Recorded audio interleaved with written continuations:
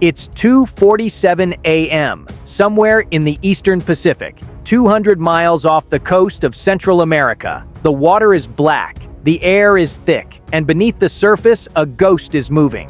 This isn't a military target, it's not a fishing boat, it's a narco submarine, a 60-foot homemade vessel packed with over 2 tons of pure cocaine. Street value, $30 million, and the U.S. Coast Guard has just locked onto it. What happens next is one of the most dangerous intercepts in modern naval law enforcement. No backup, no second chances, just adrenaline, training, and the unforgiving sea. To understand this hunt, you need to understand the invisible war happening right now in the Pacific Ocean. Every year, thousands of tons of cocaine leave the jungles of Colombia bound for the streets of America. And the cartels? They've gone high-tech. These aren't military subs, they're called semi-submersibles. Low-profile vessels built in secret jungle shipyards. They sit just inches below the waterline, making them nearly invisible to radar and air patrols. They carry no weapons, no crew comforts, just cargo and speed.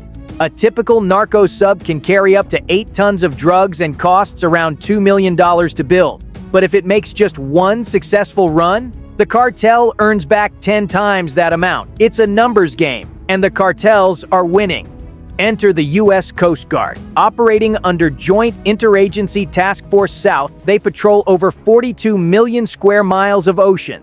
Their mission? Intercept these ghost ships before they reach U.S. waters. But finding a 60-foot vessel in an ocean this vast? It's like hunting a needle in a hurricane. And on this particular night, intelligence has just pinpointed a target. The clock is ticking. The hunt is on.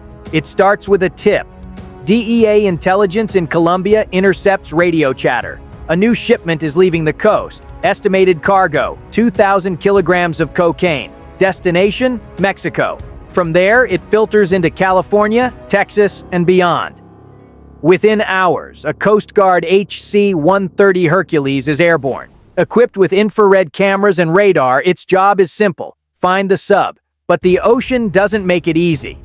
There, a thermal anomaly. It's faint, it's moving, and it's headed north at 10 knots. The crew radios the coordinates to the nearest Coast Guard cutter, the USCG Cutter Stratton. Distance, 80 nautical miles, ETA, 4 hours. The Stratton is a Legend-class cutter, 418 feet of American steel, armed with a helicopter, fast boats, and a crew trained for exactly this kind of mission. But even with all that firepower, the odds are still 50-50. Narco subs are slippery. If the crew senses danger, they scuttle the ship. Evidence sinks. Case closed. By midnight, they're in the intercept zone. But the sub, it's gone dark. No lights, no engine noise, just the hum of the ocean. The hunt becomes a waiting game. At 5:32 a.m., the MH-65 Dolphin helicopter launches. From 500 feet above, the crew spots it. A small, dark shape moving through the water, almost invisible, but not quite. Contact confirmed. The Coast Guard radios the sub, ordering it to stop. No response. Standard procedure. The cartels train their crews to ignore commands. Keep moving. Dump cargo if necessary. Survive at all costs. Now comes the most dangerous part.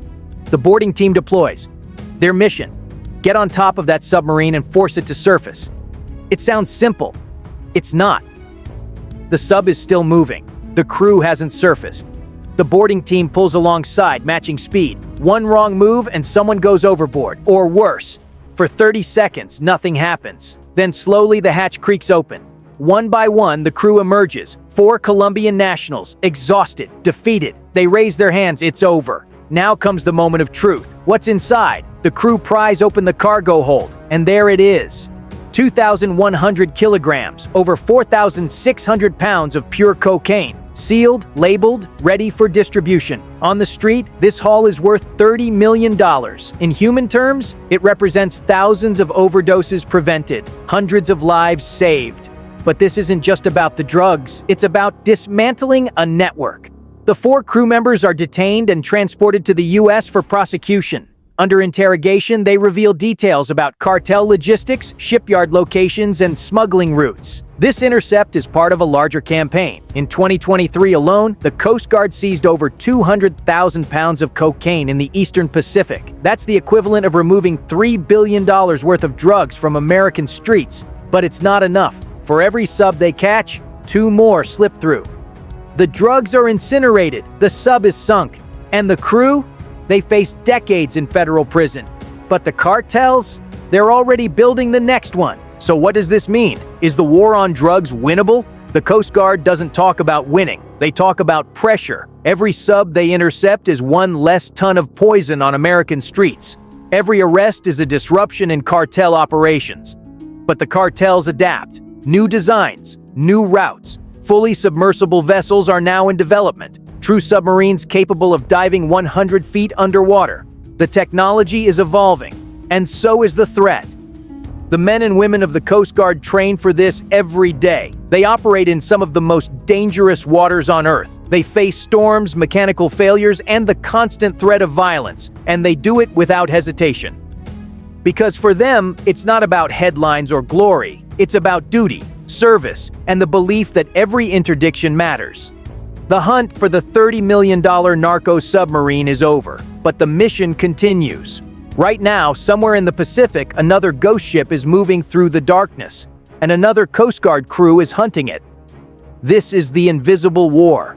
No front lines, no surrender. Just endless ocean, determined smugglers, and the relentless courage of the United States Coast Guard, and they always will be.